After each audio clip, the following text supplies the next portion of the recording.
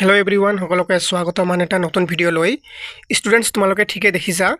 HSLC 2026 compartmental exam অসমীয়া বিষয়টোত ব্যাকৰণ সেকশনৰ পৰা 10 মাৰ্কছ আহে আৰু এই 10 মাৰ্কছৰ ভিতৰত তোমালোকে এইটো ভিডিঅ' চালে 10 মাৰ্কছে পৰীক্ষাত গৈ ডাইৰেক্ট কমন পাবা 99% চান্স আছে আৰু তোমালোকে ভিডিঅ'টো শেষলৈকে চাই থাকা মই তোমালোকক এটা প্ৰমাণ দেখাম কেনেকৈ এইবোৰ বস্তু তোমালোকে পৰীক্ষাত 99% আহিব বা 10 মাৰ্কছৰ ভিতৰত 10 মাৰ্কছে আহিব ষ্টুডেণ্টছ তোমালোকে ইয়াত দেখিব পাৰিছা এইখন হল তোমালোকৰ হৈ যোৱা ফাইনেল পৰীক্ষাৰ প্ৰশ্ন কাকত ইয়াত তোমালোকে দেখা পাবা মই তোমালোকক প্ৰমাণ দেখাম কেনেকৈ তোমালোকৰ পৰীক্ষাত 10 মাৰ্কছ একেবাৰে ইজিলি তোমালোকে স্কোৰ কৰিব পাৰিবা আৰু এইখিনি তোমালোকে যদি ষ্টাডি কৰা পৰীক্ষাৰ আগত 2-4 ঘণ্টা ভালকৈ পঢ়িব লাগিব তাৰ পিছত অকল ডেইলি অলপ ৰিভিজন কৰিবা এইখিনি তোমালোকে 10 মাৰ্কছ 100% পাবা ইয়াত তোমালোকে 16 নম্বৰ প্ৰশ্নটো দেখিছা ক নম্বৰত কৈছে তলৰ যিকোনো এটা শব্দৰ সন্ধি ভাঙা ইয়াত তিনিটা শব্দ দিয়া আছে হিমালয় দেৱৰ্ষি সজ্জন এই তিনিটা শব্দৰ ভিতৰত যিকোনো এটা সন্ধি ভাঙি দেখুৱাব লাগে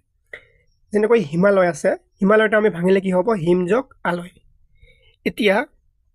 এইবোৰ বস্তু তোমালোকে কৰ পৰা পঢ়িলে ডাইৰেক্ট কমন পাবা এইখিনি বস্তু মই তোমালোকক এইটো ভিডিঅ'ত দিম ঠিক আছে তাৰপিছত খ নম্বৰত কি কৈছে যিকোনো তলত দিয়া যিকোনো এটা শব্দৰ ন বা মূৰ্ধন্য বা মূৰ্ধন্য খ হোৱাৰ কাৰণ লিখা যেনেকৈ ইয়াত দিছে তৃণ বিষণ্ণ বিষম তিনিটাৰ ভিতৰত যিকোনো এটা লিখিব লাগে কি মূৰ্ধন্য বা মূৰ্ধন্য খ হোৱাৰ কাৰণ লিখিব লাগে ইয়াত 1 মাৰ্ক ইয়াত 1 তাৰপিছত কি আছে গ নম্বৰত দিছে তলৰ যিকোনো এটা বেশ বাক্য সহ সমাসৰ নাম লিখা যিকোনো এটা লিখিব লাগে ইয়াত আছে 1 তাৰপিছত ঘ নম্বৰত দিয়া আছে তলত দিয়া বাক্যটি সৰল বাক্যলৈ পৰিৱৰ্তন কৰা ইয়াত এটা বাক্য দিয়া আছে জটিল বাক্য এইটো সৰল বাক্যলৈ পৰিৱৰ্তন কৰি ইয়াত দিয়া আছে 1 ইয়াত কিমান হল 4 নম্বৰ হল আৰু এই চাৰিটা তোমালোকে উত্তৰ কৰোতে 4 পৰা 5 মিনিট নালাগিব পৰীক্ষাত ইমান কম সময়ৰ ভিতৰত তোমালোকে 4 নম্বৰ পাবা 4 নম্বৰৰ এটা দীঘল প্ৰশ্ন লিখিলে কমসে কম তোমালোকক 1 পৰা 1.5 পেজ লিখিব লাগিব ঠিক আছে কিন্তু ইয়াত তোমালোকে এটা শব্দ লিখি তোমালোকে 4 নম্বৰ পাব পাৰা এতিয়া নেক্সট দেখা তোমালোকে কি কৈছে ইয়াত দিয়া আছে যে যথা স্থানত জ্যোতি চিহ্ন বহুৱা মানুহজনে কৈছিল মই এই পুখুৰীটো সাঁতুৰি পাৰ হ'ব পাৰো ইয়াত দিছে 1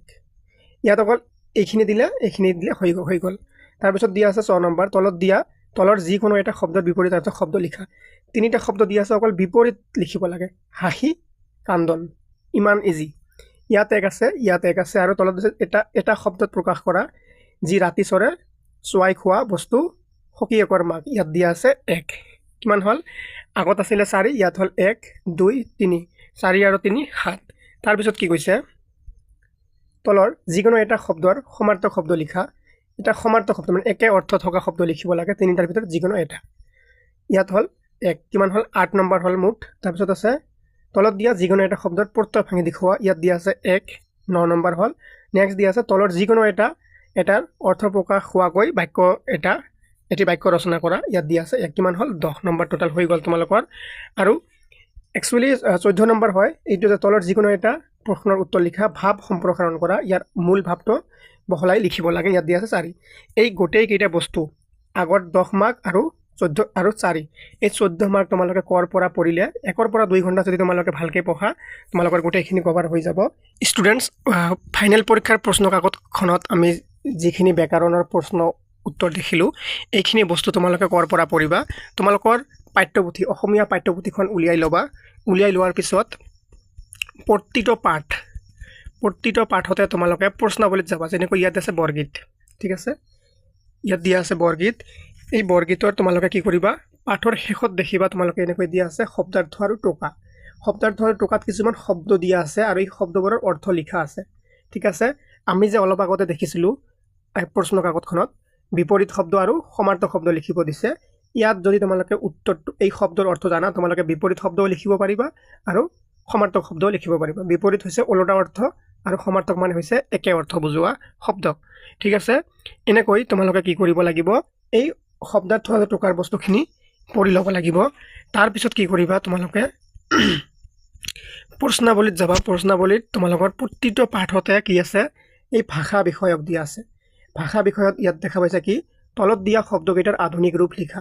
আধুনিক ৰূপ লিখা তোমালোকৰ এইবাৰ পৰীক্ষাত কিন্তু অহা নাছিলে, কিন্তু তোমালোকৰ কম্পাৰ্টমেণ্টেল এক্সামত অহাৰ খুব বেছি চান্স আছে। কেইটামান পাঠ আছে, সেই কেইটা পাঠৰ পৰা আধুনিক শব্দ লিখিব আহে, মানে এই শব্দবোৰ পুৰণি অসমীয়া শব্দ, কিন্তু এইবোৰ বৰ্তমান ব্যৱহাৰ নহয়। যেনেকৈ নৱাবন্ত কেনে ভৈলাহ তুমিষে জনৰে কহয়, যেনেকৈ কহয় মানে আমি বৰ্তমান কওঁ যে কয়, এনেকৈ কোৱা হয় যে কয়, কিন্তু আগতে কি কোৱা হৈছিলে, পুৰণি অসমীয়াত কহয় বুলি কৈছিলে। চ' এনেকৈ তোমালোকৰ পৰীক্ষাত আহিব পাৰে যে আধুনিক ৰূপ লিখা। ইয়াত মই তোমালোকক উত্তৰবোৰ কৰি দিয়া নাই, কাৰণ এই সকলোবোৰ পাঠৰ ভিডিঅ' এইটো চেনেলত আপলোড কৰি দিয়া আছে, তোমালোকে তাত গৈও দেখি ল'ব পাৰিবা। নহ'লে তোমালোকৰ সময় কম, তোমালোকৰ নিজৰ মিনিং বা নোটত এইবোৰ শব্দাৰ্থবোৰ পঢ়ি ল'বা। ইয়াত যদি মই গোটেইখিনি পাঠৰ শব্দাৰ্থখিনি বা এই ভাষা বিষয়কৰ উত্তৰ দিওঁ, ভিডিঅ'টো বহুত দীঘল হৈ যাব, তোমালোকৰ সময় নষ্ট হ'ব। ঠিক আছে, তাৰপিছত এনেকৈ প্ৰতিটো পাঠত যাব। ইয়াত যেনেকৈ আছে জিকিৰ, জিকিৰৰ এই শব্দাৰ্থখিনি পঢ়ি ল'ব লাগিব। শব্দাৰ্থৰ টোকা, যেনেকৈ আসমান মানে আকাশ।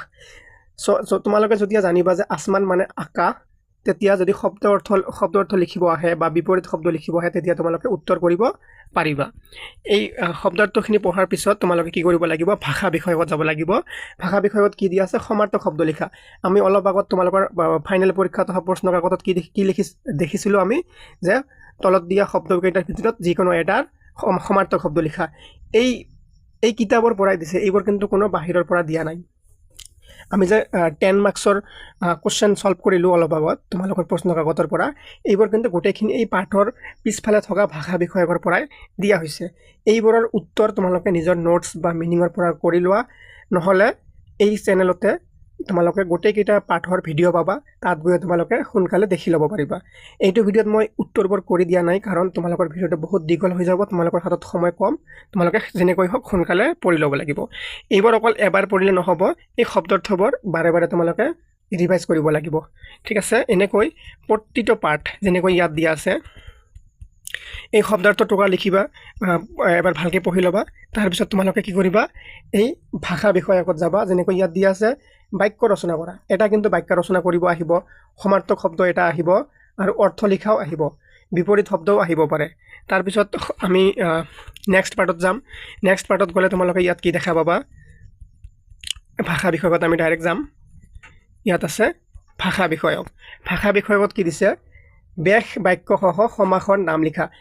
একেবাৰে একজেক্টলি আমি এটা প্ৰশ্ন দেখিছিলোঁ না, তোমালোকৰ ফাইনেল পৰীক্ষাত আহিছিলে যে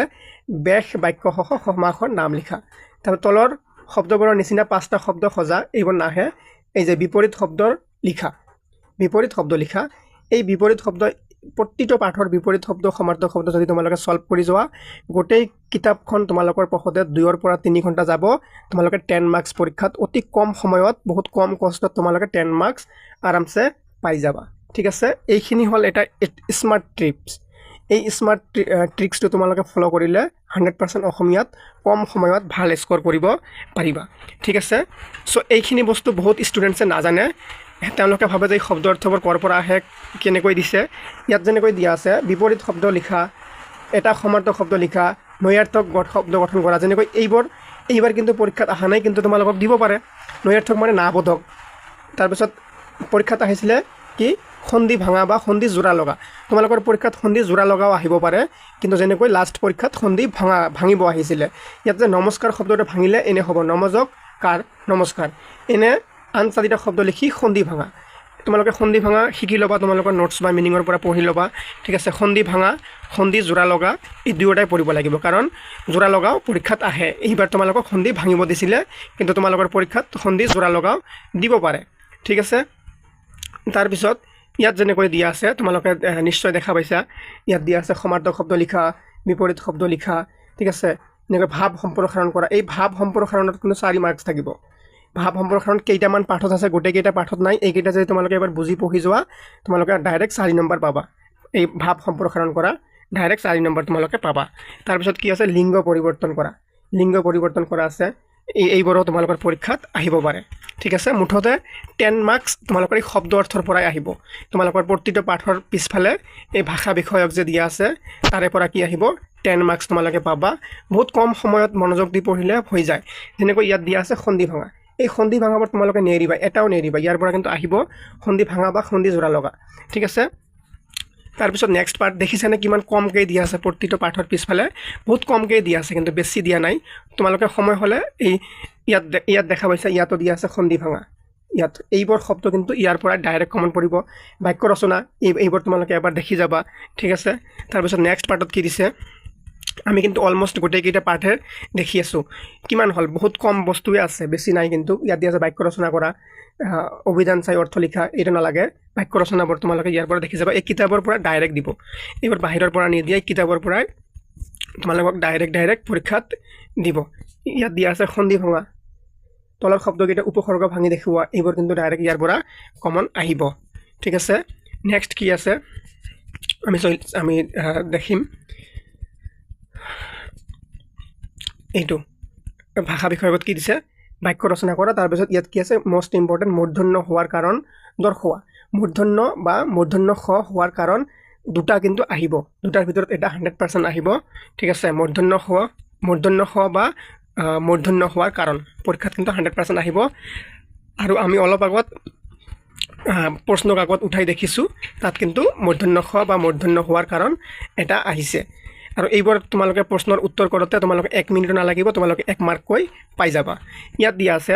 ভাষা বিষয়ত যে তলত দিয়া শব্দকেইটা কি ভাষাৰ এইটো নালাগে তলত দিয়া শব্দকেইটাৰ অৰ্থ লিখা এইটো তোমালোকে পঢ়িবা ঠিক আছে তাৰপিছত এইটো পঢ়িবা তোমালোকে তলত দিয়া শব্দকেইটাত খ আৰু